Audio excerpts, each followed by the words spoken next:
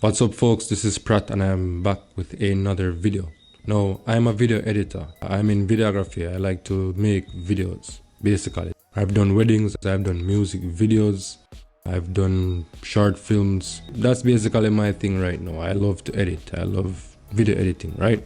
So, for anyone that's in the videography world, or for anyone that wants to get into that particular business, one of the things that you will have to keep in mind, you need a computer, and not just any cheap old computer. You will need something that is powerful enough to can process your files and render your files, right?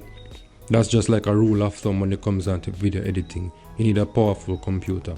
Most people will either build a desktop, because that's like one of the cheaper routes. Like you can take your time and build a desktop and slowly increase the specs or increase the power by buying new parts, you know, and basically speccing out your computer, your desktop. Or what some people do, they buy like a powerful laptop. You can't just buy like a cheap laptop and expect that you go edit videos or, you know, do anything professional. Softwares like Adobe Premiere and Final Cut Pro can't run really on anything that is low spec. You're going to have a lot of problems. You need some form of powerful computer to edit your videos. So get the files, add your effects, your graphics, your text, color palettes, your LUTs, whatever it is. You need something powerful to do that. So in my case, I have a desktop that I use primarily to process my files, right? So if I have any project that is, let's say, RAM intensive or is going to require a lot of processing power, then I will use my desktop. However, I like to be mobile. I like to move around with my work. I don't like to be pinned at one location whenever I'm doing anything. So I have a laptop. I invested in a MacBook Pro, a 13-inch MacBook Pro, a 2017 model. This one is the A1708. Yeah, I love this version. I've been using this for the past 2 or 3 years now to get honestly the bulk of my editing work done, because I use Final Cut Pro. Of all the NLEs, of all the nonlinear editing softwares I've come across, and I'm going to make a video about that as well. But of all the NLEs I've come across, Final Cut Pro has been like the most intuitive one, the most comfortable one for me. So I'm a Final Cut Pro person. A few months ago, in the heights of a very important project, my laptop decided to stop work. It just stopped function.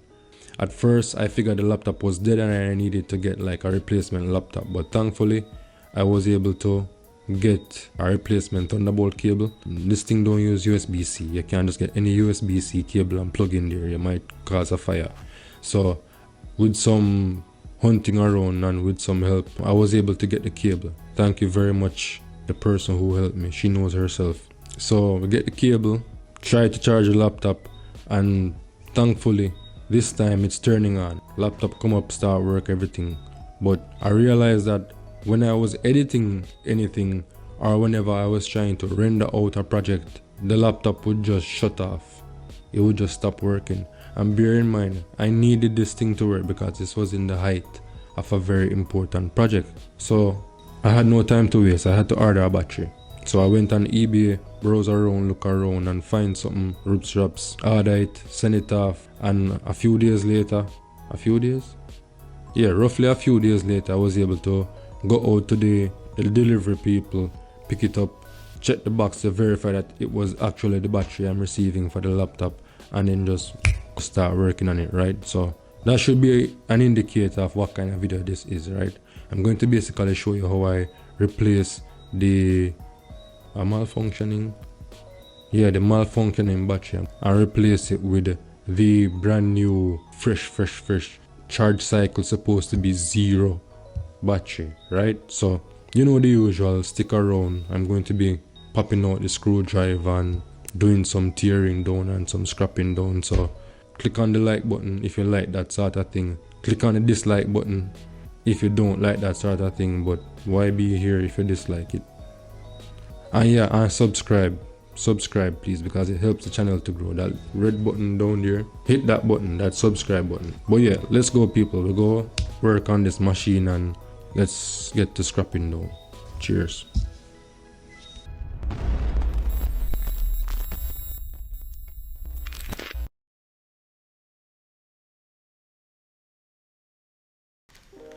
Alright, before we can replace the battery, we need to get the back cover off of the laptop.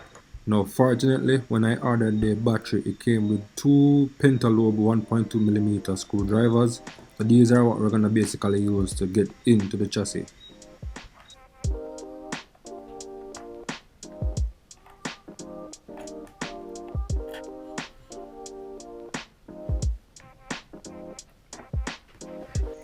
Alright, next we're going to use a spudger and pry the plate, the back cover off of the laptop. Now the back cover has a few clips, so we need to take our time and work our way around the edge. I'm going to use the screwdrivers and prop up the plate, and then now use the spudger and release the clips around each side.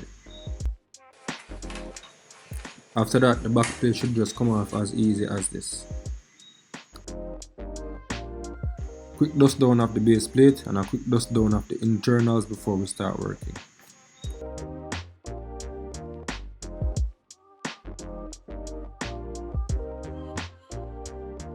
Alright, after a quick cleanup, we're going to remove this cable that goes directly over the battery.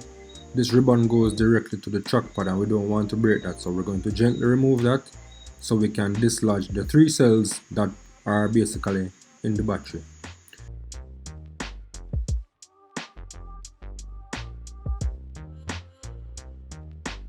Now we need to ensure that we totally disconnect the battery before we do anything further. There is this one screw with a sticker over it, so I need to just remove the sticker, peel off the sticker, and I can be able to remove the screw. And once I remove the screw, then I have totally disconnected the battery.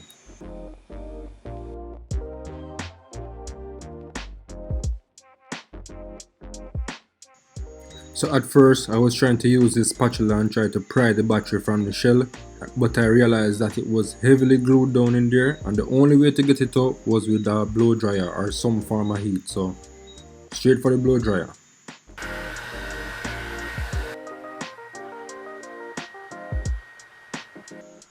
After a few minutes of heating and after a few minutes of prying, I was finally able to pull cell number 1 from the chassis. Here we go.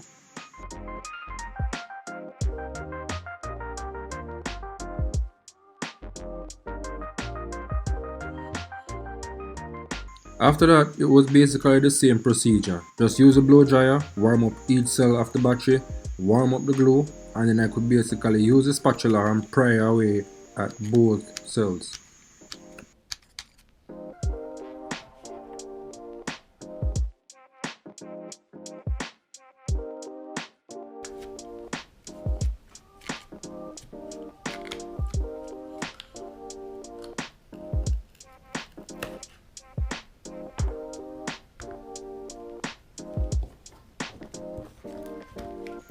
And here is the old battery. Look at it. Well, the blow dryer did that, but this is basically the old battery. So I've pulled out all 3 cells. This is the malfunctioning battery. But before I install a new one, I just need to basically pull out all these old stickers so I can have space for the new stickers and the new battery. So check out this peel.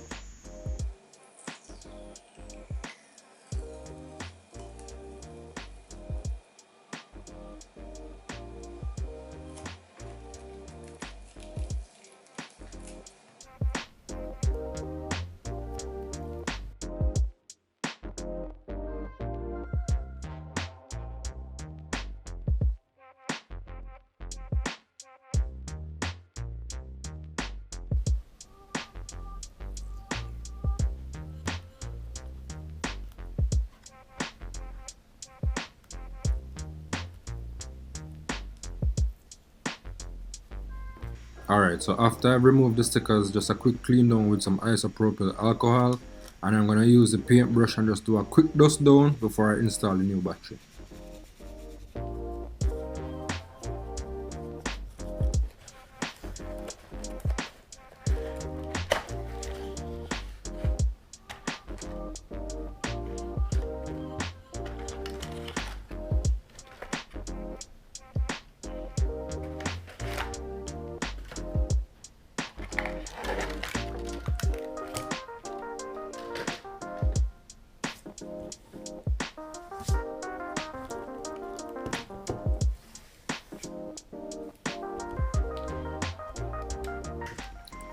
Alright, battery installation time. So we're just going to do a quick alignment test to ensure that the battery connector is in the right place, and after that we're going to reveal the sticky pads and mount the battery in the laptop.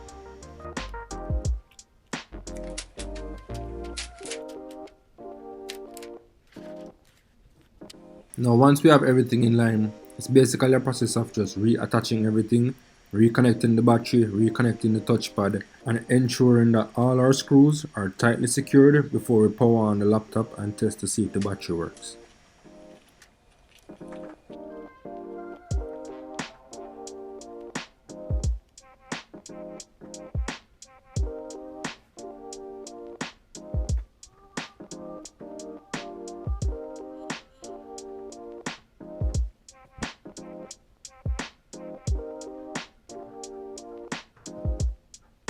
Alright, see it there? So we've basically verified that the laptop is turning on. So the only thing that we need to do right now is just put on back the back plate, drop in the screws, and then we should be good to go.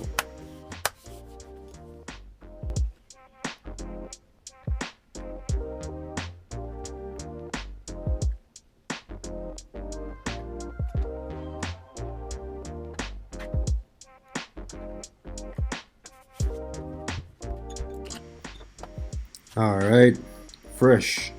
So one last clean down with some isopropyl alcohol, or let's say rubbing alcohol. Quick clean down of the keyboard, quick clean down of the screen, ensure that we scrub off all the little tiny pieces and all the little particles. Ensure that the MacBook is looking pretty and ready up.